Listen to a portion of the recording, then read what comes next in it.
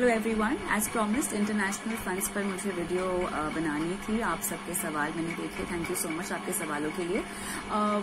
ये international funds का जो टॉपिक है, इसकी वीडियोस जो है वो कुछ सीरीज में मैं बनाऊंगी, क्योंकि एक ही वीडियो में बहुत सारी इन्फॉर्मेशन देना ठीक नहीं होगा। बहुत सारे लोग मुझे फॉलो करते हैं, मंझे हुए इन्वेस्टर्स तो करते ही हैं, लेकिन साथ ही जो पहली बार इन्वेस्ट करने जा रहे हैं वो भी फॉलो करते हैं। तो मेरे ख्याल से जो पहला वीडियो है तो मैंने बहुत बेसिक रखा है, सो दैट आपको इंटरनेशनल फंड्स का जो कॉन्सेप्ट है वो थोड़ा सा समझ में आ सके। तो सबसे पहले इंटरनेशनल फंड्स होते क्या हैं और हम इनमें क्यों इन्वेस्ट करते हैं। तो हम सब जानते हैं कि ग्लोबल मार्केट कैप में अगर हम देखें तो इंडियन इक्विटी मार्केट्स जो है लगभग 3% के आसपास रिप्रेजेंट करता है। अब ऐसे में हम सब ये सोचते हैं कि अगर ग्लोबल मार्केट कैप में केवल 3% इंडियन इक्विटीज है तो क्यों ना हम बाहर के बाजारों में जाके इन्वेस्ट करके थोड़ा सा मुनाफा कमा सके। सोच तो आपकी बहुत अच्छी है, लेकिन इंडियन स्टॉक एक्सचेंजेस के जरिए आप इंटरनेशनल स्टॉक्स में इन्वेस्ट नहीं कर सकते हैं। तो यहाँ पर काम आते हैं फंड्स, इंटरनेशनल फंड्स। जी हाँ, इंटरनेशनल फंड्स की जब मैं बात करती हूँ तो यहाँ पर आपको अलग अलग इकोनॉमीज में निवेश करने का और उनकी ग्रोथ में भागीदार बनने का एक बहुत बड़ा फायदा मिलता है। और स्पेसिफिकली अगर मैं इकोनॉमीज की बात करूँ तो US, Europe, Brazil, China, Asian और इमर्जिंग मार्केट्स में निवेश करने के लिए आपको इंटरनेशनल फंड्स में निवेश करना होता है। इंटरनेशनल फंड्स जो है आपको भारतीय कंपनियां जो है, भारतीय एएमसीज जो है वो वहां एक्सपोजर देती हैं।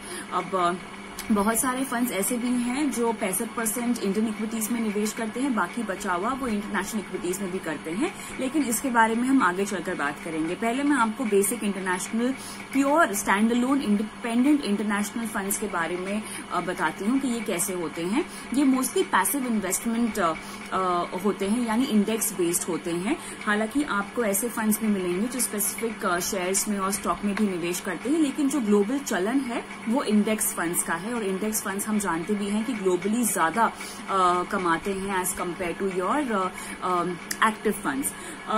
एग्रीकल्चर, माइनिंग, टेक, इस तरह की स्पेशलिटीज के भी फंड्स होते हैं इंटरनेशनल जिनमें आप निवेश कर सकते हैं, लेकिन अधिकतर जो है पैसिव इन्वेस्टमेंट स्ट्रैटेजी ही फंड्स अपनाते हैं। अब अगर हम बात करें किस इकोनॉमी पर आपको भरोसा रखना चाहिए और किसकी ग्रोथ स्टोरी में आपको हिस्सा लेना चाहिए, तो भारतीय निवेशकों को यूएस इक्विटी मार्केट जो है वो अधिकतर तौर पर पसंद आता है। और स्टिमुलस पैकेज जो अनाउंस किया गया है यूएस मार्केट में, हमने देखा है उसकी वजह से भी काफी हद तक जोश मिला है और यूएस बाजारों की तेजी पर ज्यादा भरोसा निवेशकों को आ रहा है। तो इसीलिए हम ज्यादा यूएस मार्केट में ही निवेश करते हैं। ऑल्सो बिकॉज जिस तरह की कंपनियां यूएस मार्केट में हैं, हम सब जानते हैं एफबी, नेटफ्लिक्स हो गया, अमेजॉन हो गया, इस तरह की जो कंपनीज हैं उनका खासतौर से अगर मैं कोविड से जुड़ाव देखूं तो कोविड हो या ना हो, इन पर कुछ खास फर्क नहीं पड़ रहा है। ऑब्वियसली मैं ग्रोथ की ट्रैजेक्टरी के हिसाब से ही बात कर रही हूँ, छोटा मोटा उतार चढ़ाव तो आता ही रहता है, उसकी मैं बात नहीं कर रही, लेकिन overall the quality of business इनका जो है उससे प्री कोविड, पोस्ट कोविड इन्हें इम्पैक्ट के तौर पे जो हम इंडियन कंपनीज पे देख रहे हैं वो नहीं पड़ता हुआ दिखाई दे रहा है। ओवरऑल सर्वाइव करने के मोड पर ही है पोस्ट कोविड, अगर मैं साफ तौर से कहना चाहूँ तो। और साथ ही यूएस बाजारों में निवेश करने से ये भी एक फायदा होता है कि आपको और भी कई इकोनॉमीज में निवेश करने का फायदा मिलता है, बिकॉज उनकी कंपनियां काफी ज्यादा फैली होती हैं। मेरे ख्याल से ये एक चीज है जो आपको शायद इंडियन फंड्स में नहीं मिलेगी, और इसीलिए आपको इंटरनेशनल फंड्स में निवेश करना ही चाहिए।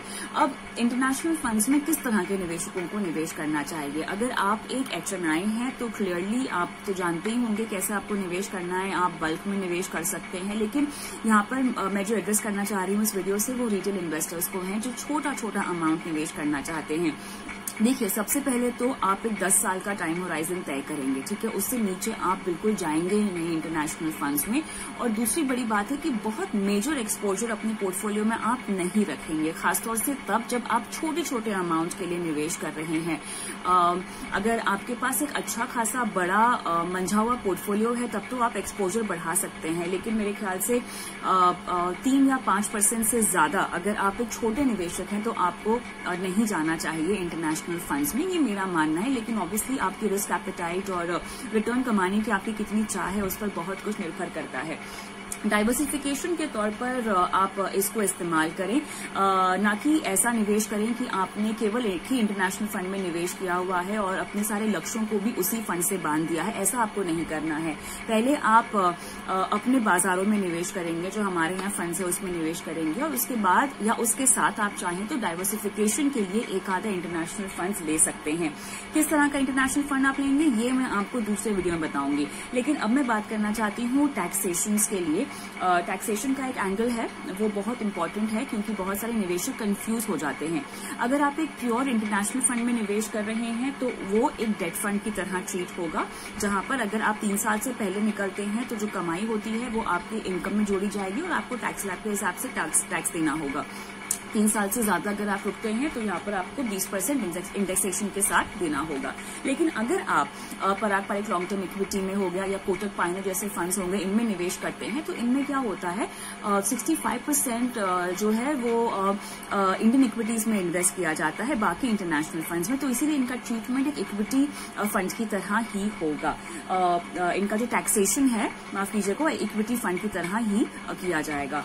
तो मेरे ख्याल से इस शॉर्ट वीडियो में मैं फिलहाल आपको इतना ही बताऊंगी। आगे चलकर फंड स्पेसिफिक बात भी करेंगे, बताएंगे आपको कि किस तरह से आपको प्योर इंटरनेशनल फंड में निवेश करना चाहिए या आपको किसी इंडियन फंड में मिक्स करना चाहिए जिसमें आपको थोड़ा बहुत इंटरनेशनल एक्सपोजर भी मिल रहा हो।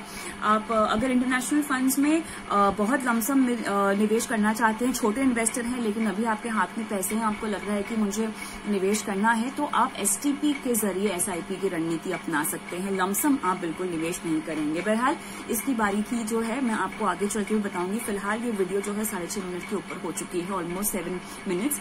तो इतनी बड़ी वीडियो देखने में भी लोग थोड़ा सा आलस कर जाते हैं। अगला वीडियो जो होगा वो थोड़ा सा फंड स्पेसिफिक होगा।